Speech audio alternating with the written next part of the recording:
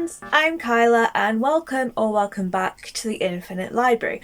Today we're going to be going over all the books that I read in the month of March, so my March wrap up. I read a mixed selection of books, I want to say. Some I really enjoyed, some I didn't enjoy so much. I definitely kind of went off my planned TBR a little bit because for once I was just not feeling some of the books I was reading. So before we get into the stats, however, I just wanted to show you some really cool things that I picked up over the weekend. So I went to a local craft fair over the weekend and they have like a lot of like independent artists, that kind of thing, and I picked up some various stuff, but I picked up a couple of bookish things that I thought I'd show you. So first, there was this artist that did like botanical mushrooms, which was so nice. So I picked up this like little bookmark that's got mushrooms all over it. You can see here it's by Right Hand House. So I thought that was just really cute and very like, I'm super into like my cottagecore stuff right now, so it's the vibe. I also picked up from someone who makes scrapbooks. It's like this old lady and her husband, and they make really nice fudge, and then the wife also makes scrapbook stuff, but she makes bookmarks too, and she makes cat themed bookmarks mostly. So it's this like little cute cat print and this little like dangly cat, essentially. I fell in love with this print because of the cat with the glasses. I think it's so funny. Like, this one's got a hat, this one's got a scarf. It's so great. So yeah, I got 2 new bookmarks. And then there was also an author at the event, and she was selling copies of, she had like prints as well that she was selling, because this is like part art book, part book. And it is the Physic Garden, Ancient Cures, not Curses, for Modern Maladies by Alice Smith, and I just thought this was absolutely gorgeous.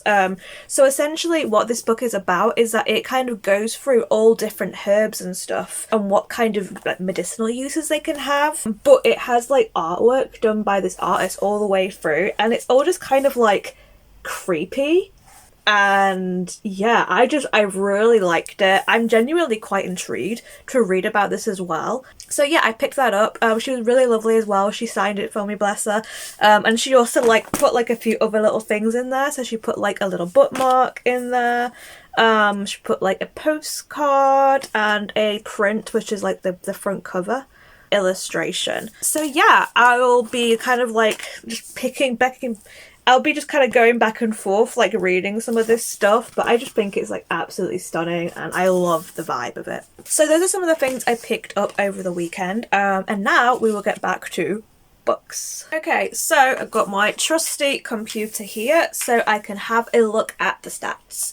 So in the month of March in total, I read 10 books, so a little bit lower than my February, which was 14 books, but I did read a lot of manga in that month, whereas I read less this month and I actually read more full novels. In total, I read 405 pages, which is actually about the same as last month, funnily enough. Format rise, of the 10 books I read, there's one extra, by the way, because I was also reading it still this month. We're still buddy reading that. So format-wise, I read 10 books physically and 1 book digitally. Genre-wise, I read 3 fantasy, 2 horror, 1 thriller, 1 sci-fi, 2 graphic novels, and 2 manga. So a pretty varied bunch of books, honestly, I read this month. And sources where I got them from, 4 of those books were from my existing TBR, 3 were from the library, 1 I bought, 1 was an ARC, and 1 was a reread. And then finally, in terms of the ratings, honestly, it wasn't a bad month. I had no 1 or 2 stars. I had 3 3 stars, 6 4 stars, and a DNF.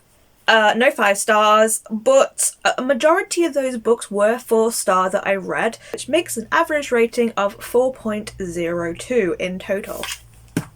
So let's get into the books themselves. So I started off the month by reading my book club book, which was Translation State by Anne Leckie. So that was my sci-fi of the month. I usually leave my book club book until right near when their book club actually runs, which is usually like the fourth Thursday of the month.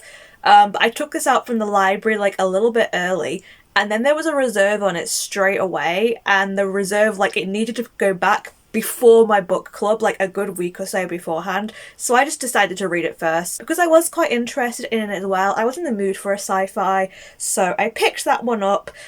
And I felt pretty mixed about this, I have to say. Anne Leckie has written a lot of different sci-fi books. I think I mostly know her for the Ancillary Justice book. I've never read from her before, and Translation State is kind of part of that universe. I think it's like the Imperial Riad like series or something, but it works as a standalone. There was someone in the book club that has actually read her other books, and he confirmed that basically yes, this does work as a standalone. It deals with concepts that are not really explored in the other books, so like there's kind of like a few cameos here and there, but generally it still kind of works as a standalone. And I didn't love this book as much as I wanted to, unfortunately. I thought it started off really strong. I liked where it began. I liked one of the main characters quite a lot. Enai, I think their name was. Basically, the book starts off and their aunt, who they've kind of been looking after for years and years, has passed away. And presumably they would get their inheritance, but they don't. There's like a big family, and it turns out that this aunt has kind of sold the family name onto like a bunch of other people have bought the family name, so they have inherited the inheritance. So Anaya is kind of just left a little bit on the outskirts, but her aunt has kind of made terms to provide for Anaya even still, and in doing so they are kind of given a job to act as I can't remember what it was exactly. They're kind of acting as some kind of like ministry person, but the main mission is that they are supposed to be looking for a fugitive who vanished like hundreds of years ago, and that's kind of what they're doing. Like, it's kind of meant as like a pointless job, like they don't really expect Anai to find anything, but Anai is a hard worker and they want to take the job seriously, so they do indeed investigate properly. There are then two other characters who are involved in the story. One is a man who is like an engineer called Reet, who doesn't really know very much about his origins, and I don't really know what to call the last person, a very alien sort of person called Quen. I don't really want to say more about it because so much of what the plot is about the relationship between all three of the characters, particularly between Reet and Quen.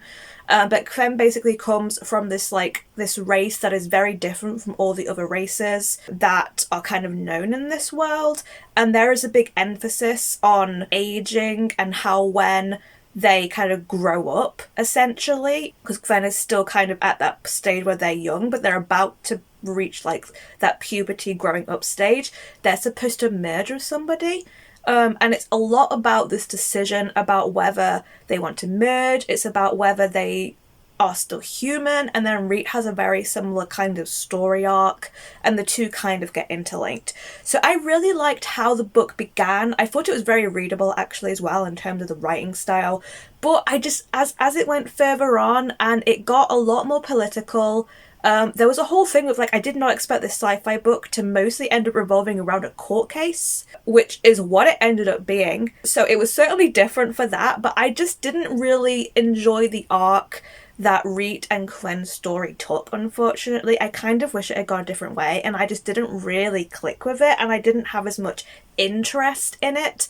I still think some of the concepts were really good. I think the writing was good, so I might still try some of Anne Leckie's books one day, but this one just didn't really click for me. So I rated it a high 3, I think, because like it wasn't bad, don't get me wrong, it was completely readable, but it just kind of lost me halfway through, unfortunately, so that pushed it down when it could potentially have been a 4. So the next book I read was actually a graphic novel. It's back in the library now, so I don't have a physical copy to show you, but here it is.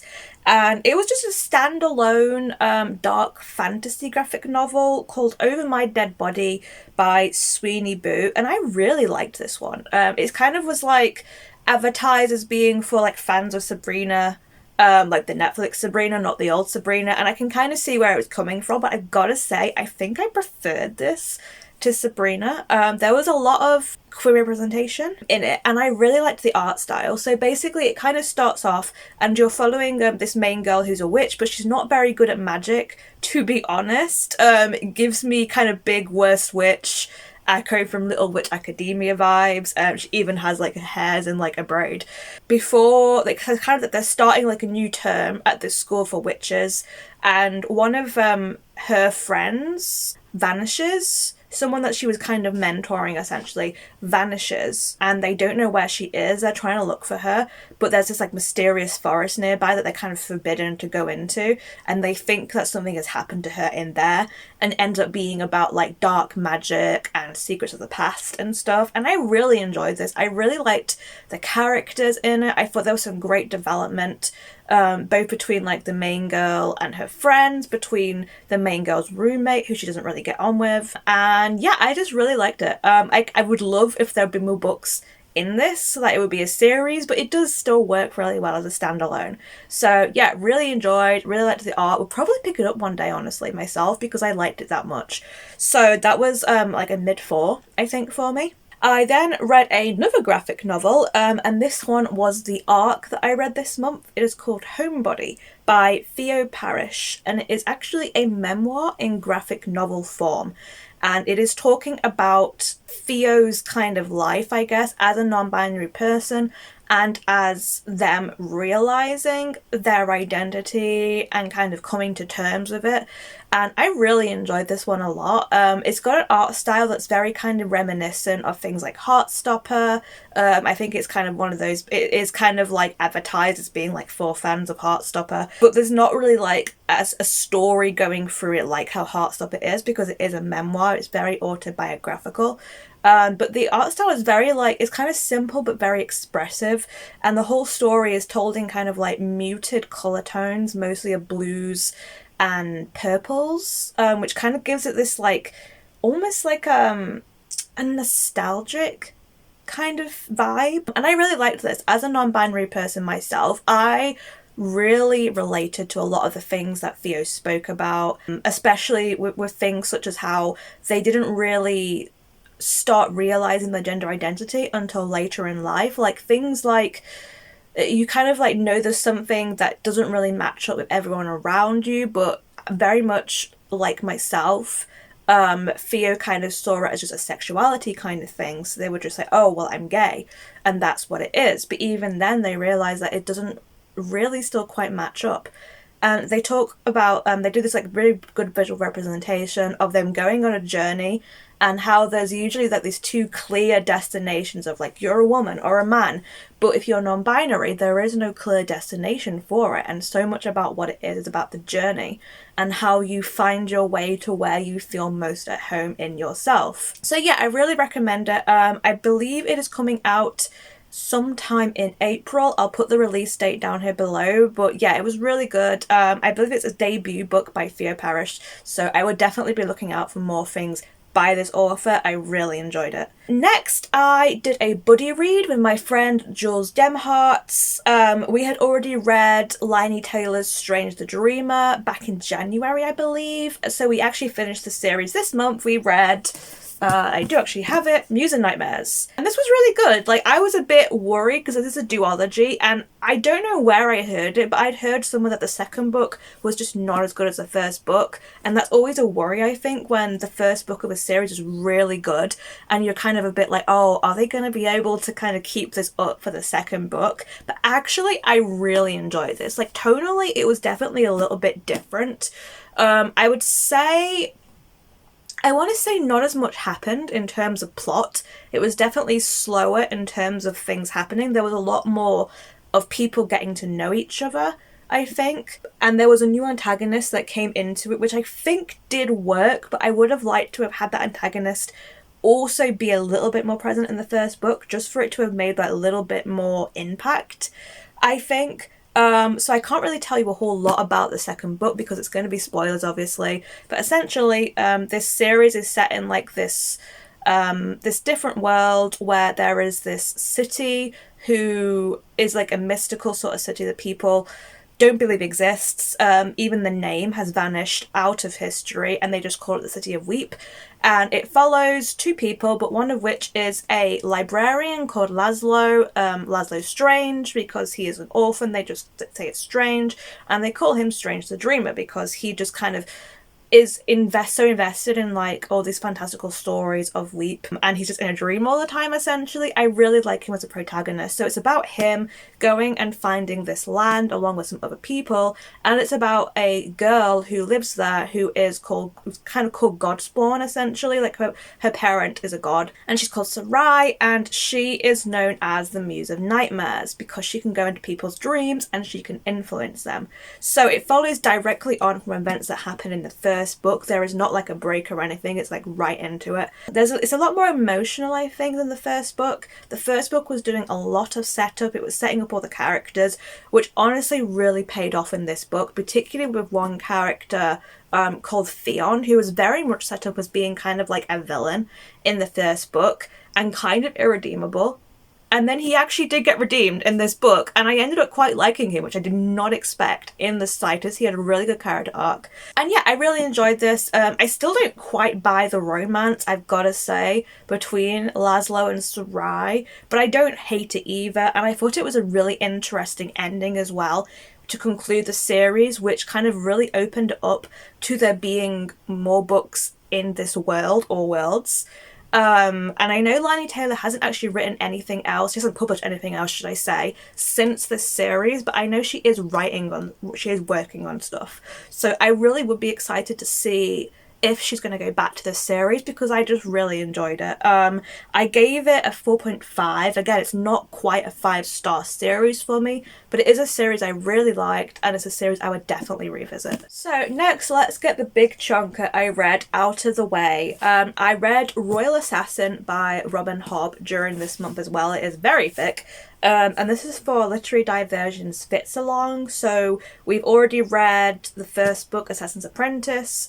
That was January, February, so this is supposed to be read during March and April, but I knew April was going to be Magical Readathon, so I wanted to get it out of the way and read it early, essentially, in March.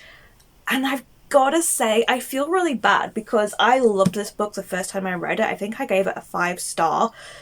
It's not bad, don't get me wrong, but I just was not in the mood for this, I think, which is why my TBR changed a little bit.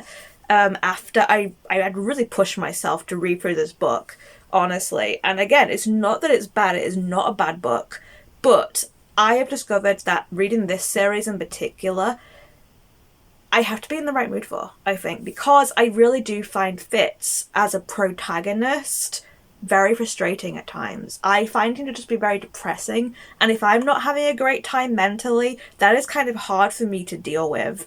It's also a very slow book, I think, at times. Not bad, don't get me wrong. It has some great development in terms of what's going on in the plot and in the world around them, but I just wasn't as interested, I've gotta say. I did end up, because this was a reread for me, I did end up bringing my rating down from a 5 to a 4, and if I was being completely honest, I feel like I would have given this a 3, but I know that it's just because I was not in the mood for it. I know that if I was in the mood to be reading like a big, chunky, heavy fantasy, then I would still be giving this a 4-star. So I did not want to lower my rating down that much.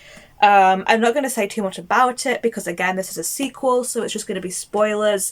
But yeah, I was just a bit sad that I didn't end up enjoying this as much as I know I have enjoyed it in the past. And I do think that is fully down to that I just wasn't in the mood for it. I really wanted to be reading not epic fantasy, I guess. So I did switch things up for the rest of the month because I realised that this was just putting me into a bit of a slump, unfortunately. So yeah, I wish I'd enjoyed this more, but I get a break from the series for a month now, and then in May, I might stretch it out. Over May and June, I will be picking up the last book in this trilogy, which is Assassin's Quest. And it's a book I've never finished, so at least even if I am kind of struggling with it, it's not going to be a case of I know what's coming, I suppose. So yeah, a bit of a shame that I didn't quite get into this as much as I really wanted to. So I did end up reading Another fantasy. I think I was reading this like alongside because I needed a break. But it's a very different kind of fantasy because it's more of a cozy, quick-paced, more relaxed fantasy. And I finally picked up and read Emily Wilde's Map to the Otherlands. And yeah, I really enjoyed this. Honestly, on a scale of enjoyment, I would say I liked this just as much as I liked the first book. It's not a 5-star, but it is a solid 4-star, and I had a good time with it. I liked how the world was developed. I liked the addition of the new characters. I liked how, honestly, Emily Wilde herself took up more of the adventuring role in this book than I feel like Wendell had to kind of do that a little bit more in the first book. But due to certain circumstances, Wendell is unable to do certain things in this book. And whilst I was sad to kind of not have more of Wendell in that aspect, I think it really let Emily shine as a character, and I liked seeing what went on in the world. I really enjoyed how we got to see some of the old characters from the first book again, which I did not expect. So that was a really nice callback to kind of see those characters that we kind of grown to love, and I didn't really expect to see them again. So essentially, this book follows on from the quest that was picked up at the end of the first book. I think it takes place a good 6 months or so after the first book, like time has passed. But essentially they are trying to find a gateway to a specific fairyland for Wendell. So that is what this is about. It is set, I think it's set in Austria or Germany or something. So it's still very wintry though, I believe, even though this gives me more spring vibes. But yeah, I enjoyed it. There's going to be another book coming out. I will definitely pick it up and read it. I think this is just going to be like a nice, cozy comfort series for me. It doesn't need to be the best series ever. I think it just does when it needs to. And the characters are likable, and I like Emily herself. So yeah, I enjoyed it. I had a good time with it, and it was what I needed, to be honest, rather than a big epic fantasy this month. So then basically, because I realised at that point, after slogging my way through Royal Assassin, I was just not in the mood for epic fantasy. I just wanted something completely different. So I ended up going to the library to pick up a hold anyway, and to take back some books. And I was like, you know what? I'm just going to browse the shelves, and I want to find a thriller. I don't really go for thrillers, but I have had a good time reading some of them, and honestly, like I said, I wanted something completely opposite. I wanted something that was contemporary. I wanted something that was going to be quick-paced and tight, and maybe not like the best thing ever, but also I could just go in with kind of like relaxed expectations of, I'm going into this just for a good time, and it doesn't need to be amazing. So I went to the library, I browsed around, and despite the fact that I read one book by this author last year already and I wasn't crazy on it, I picked up another book by Riley Sager because the premise honestly just sounded good to me. So I picked up Lock Every Door by Riley Sager, and honestly, I quite liked it. I definitely liked it more than the book I read last year, which I think was the only one left, or the last one left or something, which was kind of like a gothic story about this old lady who is like, there's been like a massacre in her family and she's the only one who survives and everyone thinks she's a murderer, which I liked the beginning of, I think, and then I just kind of lost interest as it went on. I think I had higher expectations for it, just because I know Riley Sager is such a beloved thriller writer. So I went in, I think, with too high expectations, but having kind of like had that experience and not loving it, I went in with just kind of lower expectations from this, and I genuinely was interested in the story for this. So basically, this is about a woman called Jules who everything's gone to shit for her, essentially. Like, she is the stereotype of everything has gone wrong and she needs a break. Like, she loses her job on the same day as she goes home and finds her boyfriend cheating with somebody else. So she has to move out and she has nowhere to live. So she's staying on her friend's couch and she's almost out of money because she's been sacked, obviously, and she hasn't been able to find another job yet. She's also a orphan. Her parents passed away quite a while ago and her sister went missing, which is a very key focal point for Jules's sort of motivations throughout this book, because she feels like she should have still been looking for her sister, and she still wonders about where her sister is even to this day. So it was really funny actually, because a few days before I read this, I watched Pokemon Concierge, and I don't want to say these two are similar because they're not, but the intro was so similar to both of these, so I couldn't not unsee it. Because basically at the start of Pokemon Concierge, the main character Haru, like everything just goes wrong for her, and like life is just crap. Like she quits her job, or she loses her job, I can't remember. Like her boyfriend breaks up with her. You see the pattern going on here, like everything's just gone to hell for the main character, and like it's very stereotypical. Like the things that happen to her that go wrong is kind of a stereotype, and it kind of just makes her out to be like a little bit pathetic at times. Like, I'm not saying the things that happen to her make her pathetic, but it feels almost like you know this character only via the misfortune that has befallen her. And I think that is a fault, honestly, with the protagonist that I read so far in Riley Sager's book. I think the protagonist in the book I read was also very similar, in that they're just kind of average normal women, but like their lives have been like destroyed by like trauma or tragedy. So they're kind of like starting the book and they're already kind of broken, and they're going into something that they think is going to turn their life around, basically. Or they're trying to escape things from the past. So yeah, basically, the actual premise for this book, once we got past the intro thing,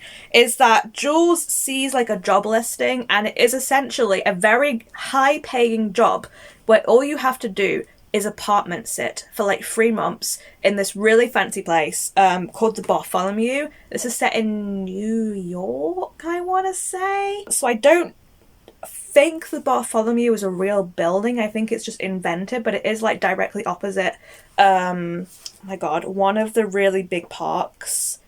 I am not going to remember it, but I will write down. But yeah, essentially it's a really posh building, and it's got a lot of meaning to Jules because the author of her favourite book, like the book is kind of set in the Bartholomew. Like it even has a picture on the front of this stone gargoyle from the Bartholomew. So this whole place is kind of like shrouded in mystique for her, essentially. So yeah, obviously she needs a break. She needs to not be sleeping on her friend's couch. So she takes the job, even though it's pretty obvious to everyone that this is sus as hell. Like, she goes to meet the person, and it's like supposed to be a job interview, but basically like the lady talks to her, she shows her around, and she's just like, so, no family? Great! Take the job! You're perfect for us! And I was like, oh shit, they're gonna kill you. They want people here that are not gonna be missed. So I'm not gonna ruin what the twist is, but it was a little too silly, to be honest. It wasn't as silly as what it initially made out it was going to be, but there's a lot of like commentary about class differences and about how people who are rich believe they kind of deserve things and that kind of thing. But yeah, basically people go missing. Like she kind of makes friends with this girl, and then the girl just suddenly goes missing, and Jules is like, this is not right. I know this is not right. This girl would not just vanish. So she has to kind of do her own little like investigation kind of thing. There's also a little bit of a romance, which I saw coming and I did not like, and it kind of went exactly where I was expecting it to go. But even though like this book still did surprise me at times, and even though it was kind of predictable in some ways, I honestly had a good time with it. So, you know, I'm still gonna, I think I'll rate it a 3.5, I think. Like, it's not brilliant, don't get me wrong, but it was exactly what I needed to read at that time in the month. So yeah, I liked it, and now I can say I've actually liked a Riley Sager book, and I will maybe check out more by him in the future. So on to the last 3 books, because these are all pretty quick for me to get through. I did unfortunately DNF what I pulled out of my TBR jar. It was risky going into this because, don't get me wrong, Anne Rice and the Vampire Chronicles are some of my favourite books, but I read the prequel to this, Prince Lestat, and I did not like it. And this does kind of follow on from that. And I think I got like about 50, 60 pages into it, and I could just tell this was just not working for me. It does the same kind of thing that I didn't like that it does in a couple of the books, such as Queen of the Damned and Prince Lestat, where Lestat like narrates maybe half of the book, and then the rest of the book is narrated by like a bunch of other random side characters who are obviously kind of integral to the story, but they're kind of new characters. Like, they don't really appear in any of the books. And this is like the 12th book or something in the series. There are so many characters that we have loved and seen throughout the course of the series. And if we're gonna have other like chapters, I'd rather it be from their viewpoint rather than from like these two random characters who honestly I don't care for. So I was like, no, it's okay, I'll give it a chance. I was like, even though this is a silly premise of Prince Lestat is gonna go to Atlantis for some reason, he's also now a prince in that he kind of runs a vampire court, and that's the whole thing. Also, there's an ancient spirit inside him who is like the spirit that created vampirism, and that's why he's now a prince, because the spirit is inside him. So if anything happens to him, because the spirit is like joined with him, everyone's gonna die, essentially. It's really stupid. So yeah, I love this series, but my god, some of the plots are crazy, and this is one of them. So I got through like the first bit, which was from the point of view of this guy who I assume is like an Atlantean or something, and he's like lived for hundreds of years, and he's basically being held captive by like these vampires who again are mostly new characters, and they just kind of keep him prisoner. And they just drink from him because they're like, oh my god, we drink from him and he doesn't die. He like heals. Like, we drink as much as we would from a human and it tastes human and he seems human, but he doesn't die. He just kind of heals himself, and within a few hours he's fine again. So he's kind of like their little like blood bag essentially in a prison. And he's called Derek. And honestly, I didn't even really like Derek anyway. He just kind of cries a lot. And he's like trying to listen in on stuff, and I thought that meant he was going to be like more intelligent and he was going to try and outwit them, but they just come down and he's just like crying. So I didn't really like him at all, and that was very long-winded. I didn't think it needed to be as long-winded in what it was trying to say. And then we did the next chapter was from Lestat's point of view, and I love Lestat, but I'm sorry, even he could not save this. I didn't like where it was going. It was just bringing up a lot of stuff that, like, it's been a while since I read some of the books, and I'm like a bit hazy on some of the details, but I was a bit like, I don't care about this stuff. So I made the decision that at least for now, maybe I will come back to this one day when I'm really in the mood for it. Goodness knows if that will ever happen. And I will keep it because it is assigned by the author, and like I do keep all the Vampire Chronicles. I want to have the whole collection of them. I won't keep all of Anne Rice's books. Like, I got rid of the Mayfair Witches because I didn't like that series, but I will have the whole series. And this is the second to last book in the Vampire Chronicle books, because Blood Communion is the final book, and I will try and read that in the hopes it is good. But yeah, I hit like that 50-60 page mark, and I was like, I can kind of see where this is going, and I know I'm not going to have a good time. So I went onto Goodreads and I had a look at some of the other reviews, and like everyone was rating it like 2 stars, 1 star. This story is really bad. You know, the Vampire Chronicles have gone downhill, that kind of thing. And I was like, ooh, no one is liking this. So I don't think it's going to get any better from what I can tell. So I made the executive decision to drop it because I was like, I'm struggling with it. I don't want to waste my time reading something that I can already tell I'm not gonna like. And no joke, I like messaged my friends because they knew I was reading this and they knew how I was kind of been putting it off for ages. And I messaged my friends and I was just like, yeah, I've DNF'd Prince Lestat. And both of them were just like, yes! Good! I'm so glad you did that. So I felt very validated in DNFing it. I don't like to DNF books very often. I always like to give books a chance, but I am trying to get better and not pushing myself through something that I know I'm gonna struggle with, and something that I know that it's not gonna be worth the payoff, you know? And yeah, I think this was one of them. So unfortunately, this is a DNF. My TBR jar did fail me, but it didn't, because I finally gave this a try and I know that it's just not it for me. The final 2 books are manga. I did indeed start the sci-fi series that I mentioned last time around, which is To Terra. So I kind of know the story of this already because it's an anime that I've already watched. And this is basically about ESPers in space and this boy called Jomi who ends up kind of becoming the leader of them. And it's also about a boy called Keith who is kind of in like the opposing section, who is kind of like the leader of the humans, basically, and they will end up kind of in a conflict about who Terra, which is Earth, really belongs to, and who is kind of really... yeah, it's ESPers versus humans, essentially. And it's very old art style. I really quite like it, honestly, even though it's a very old art style. I'm trying to find some good examples of how the art style is. Yeah, here you go. Like, it's still very expressive and I do like it. But I've got to say, I think I gave this a 3 star. This is like an omnibus volume, so it collects like the first 2 mangas essentially in it. It's like a 5-volume series. I didn't like this as much as the anime, I've got to say. The anime very much develops a lot more of the characters. Like, there's one character called Shiroi, who is in this, and they have this whole like character arc that is related to like Peter Pan, and a lot more goes on with them and with like their relationship with Keith, which is very just glossed over in this. It felt like quite rushed at times. So I did like it. I gave it a 3, but honestly I preferred the anime, which is a surprise. And the anime did come out quite a while after this. I want to say like 20 years or something after this the anime series came out.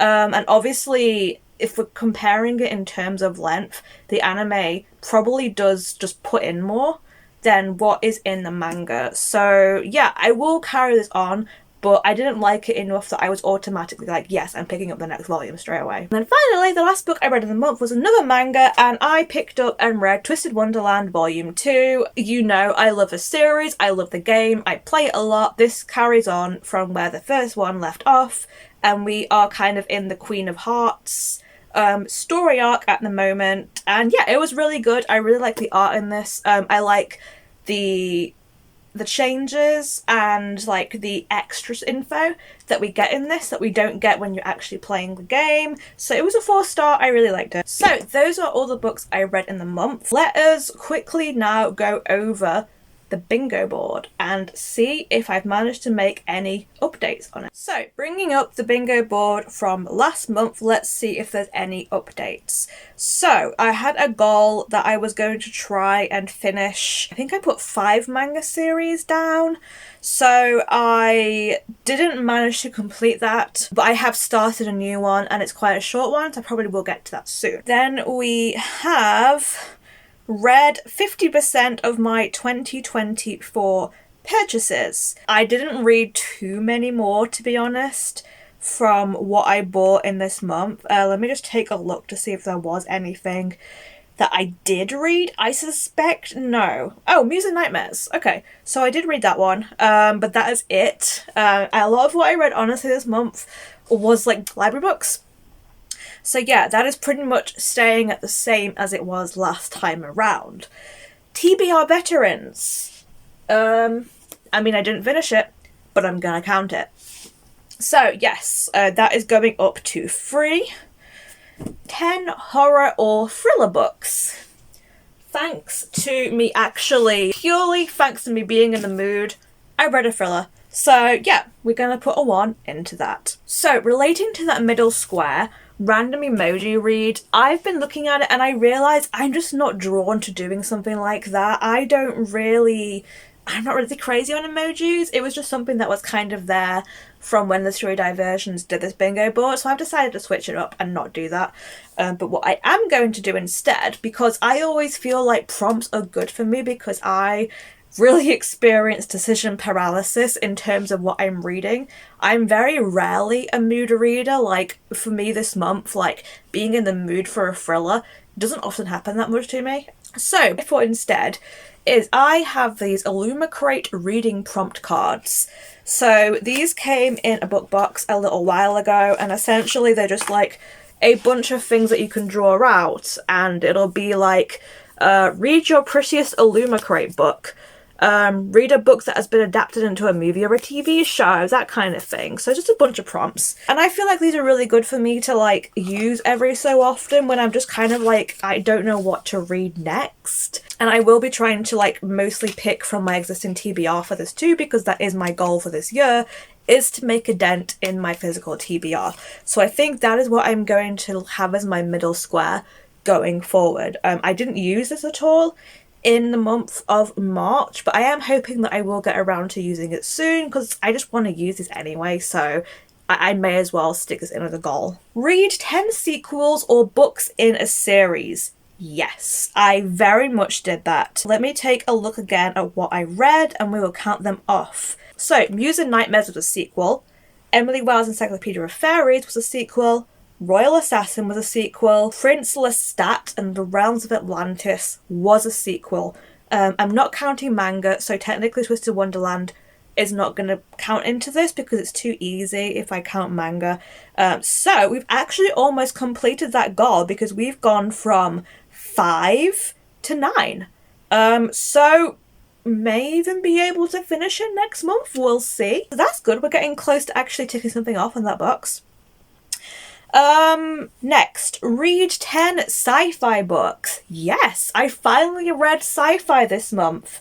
I not only read Translation State, I also started to Terra, which is a sci-fi specific manga. So we're going to count this and put that down as a 2. As before, BFF controls my TBR. I have set planned time for this, so it's not happening yet. And 10 rainy day books. I'm going to say no in this case because I don't think any of the books that I read were necessarily books that I've been putting off. I mean, yes, I have been putting off reading this, but not because I think it's going to be great, because I thought it was going to be bad and I was right. So yeah, that one is not changing, but I'm pretty sure I'm going to be reading more of that in the future. So this is how the bingo board from hell looks like now. It's still a lot to fill in, but I'm happy I'm actually making progress. Seeing that sequels one be almost done is amazing because I feel like I'm really bad with sequels and finishing series. So yeah, really happy about that. I will just keep working on it basically, and hopefully I'll be able to get a bingo soon. So that is it for me for my March wrap up. I hope you enjoyed. Let me know down below if there's any books that you thought were really good or any books that you I didn't really like and you're kind of like, give it a chance. Let me know if you really think I should give Prince Lestat and the Realms of Atlantis another chance. I may one day, but I'm definitely not doing it anytime soon. So yeah, that is it from me. As always, stay safe, stay cozy, and I'll see you in the next video. Bye!